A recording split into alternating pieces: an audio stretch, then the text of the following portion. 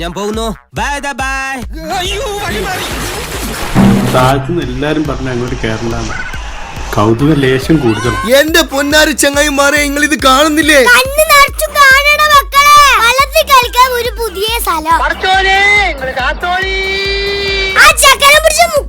അടിച്ച് കളിച്ച് തിമിർത്ത് സന്തോഷം കൊണ്ട് ഇരിക്കാൻ മേലെ ഇന്ന് നമ്മള് മൈക്കിൾ ജാക്സനെ തോപ്പിക്കും. ആദ്യം നീ മൈക്കിൾ ജാക്സൺ എന്ന് പറയാൻ പഠിക്കണം മമ്മു. പാടില്ല. കോഴി ബിരിയാണി വന്ന് നല്ല അടിപൊളി കോഴി ബിരിയാണി കഴിച്ചതിന് ശേഷം പിന്നെയും പരിപാടി തുടങ്ങി. പാട്ടും വെച്ച് ഡാൻസ് കളിച്ച് അടിച്ച് പൊളിച്ച്. അയ്യോ ഈ പാർക്ക് വാട്ടർ അമ്യൂസ്മെന്റ് പാർക്കാണ്. നിങ്ങൾ 18D തിയേറ്ററിൽ കയറിനാ കണ്ണില് കല്ല് വീന്ന് പരുന്ത് കൊത്തുന്ന് വല്ലാത്ത എക്സ്പീരിയൻസ് തന്നെ പാപ്പ. അയ്യോ